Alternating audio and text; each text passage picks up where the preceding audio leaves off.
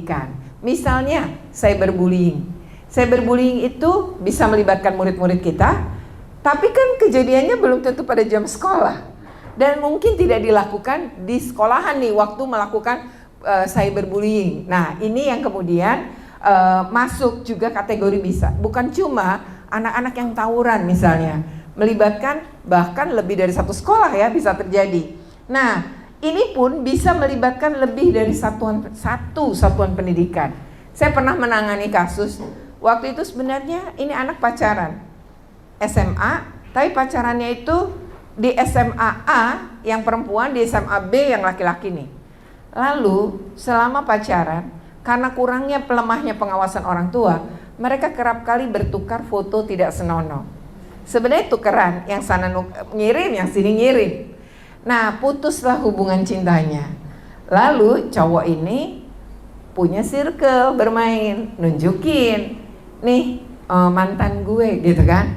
Dilihat, kemudian bagi dong, dikirimlah, dikasih handphonenya oleh teman satu circle-nya, dikirim ke handphonenya. Kalau foto sudah dikirim ke handphonenya orang lain, kita nggak bisa cegah itu menyebar kan.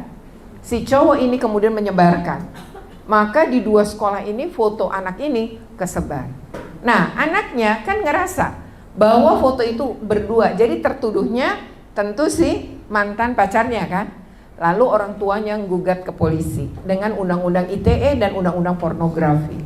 Ketika kami kemudian polisi dilaporkan, polisi membuka, mereka punya alat untuk ngecek ini siapa yang mengirim pertama kali. Jadi Bapak Ibu, kita kalau dapat video porno misalnya dikirim ke saya dapat nih dari seseorang.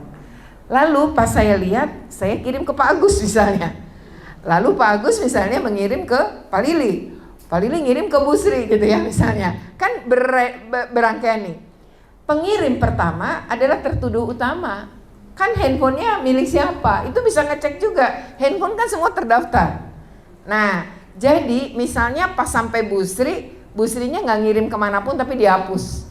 Maka Bu Srinya nggak kena secara pidana. Jadi saya kena, Pak Agus kena, Pak Lili kena. Tapi karena Bu Sri berhenti di dia dan dia menghapus, dia nggak kena. Jadi yang kena bisa bayangin berapa? Ketika itu menyebar di dua sekolah, mungkin nggak kita pidanakan semua? Kan nggak mungkin. Lalu akan mengerucut kepada circle